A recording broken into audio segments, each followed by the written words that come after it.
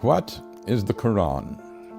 It is a set of 7th century revelations from God made to Muhammad in 2 cities, Mecca and Medina, in what is now Saudi Arabia.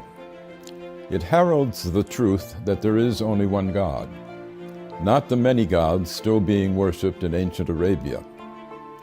Of course, this was not the earliest revelation that there is only one God. That had been taught in Hebrew to the Jews and in Greek to the Christians before it was taught to Muslims in Arabic. These 3 sets of revelation set apart the people of the book, each with their own special covenant from the same God. There is only one. We believers in one God are on the same team, as it were, and should protect one another's places of worship, listed in the Quran as monasteries, churches, synagogues, and mosques, where God's name is much invoked.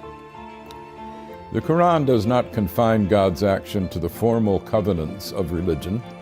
God tells us that He sends messages to all men all the time, beginning with Adam, who repented his sin in the garden and became the first prophet. The unending stream of prophets includes Moses and Jesus.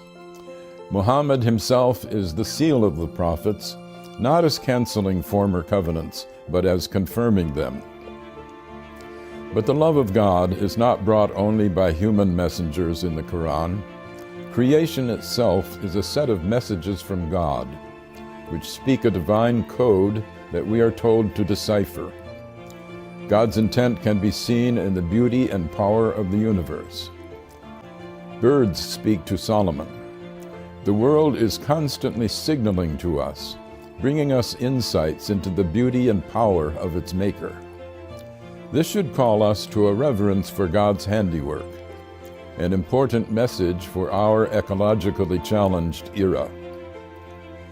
The Quran has more of poetry in it than of legislation. It sets ethical norms while stressing the need for mercy in our dealings with God's fellow creatures. Force is allowed only for self-defense, and never as a way of spreading religion. Commercial dealings with fellow Muslims or with non-Muslims should be meticulously fair and never extortionate. The relations of the sexes were still polygamous in the 7th century, as among the ancient Hebrews and the original Mormons, but women are to be honored. In fact, the dowry that was paid to a husband's family by the bride's family in Europe was paid in the Quran directly to the bride, and she retains this bride right even if the husband divorces her or if she divorces him. This carved out an area of women's rights unparalleled in the 7th century. The Quran is a book of many levels and great depths. Even non-Muslims can learn from it, as Pope Francis has proclaimed. I am Garry Wills for the Amirstein Center.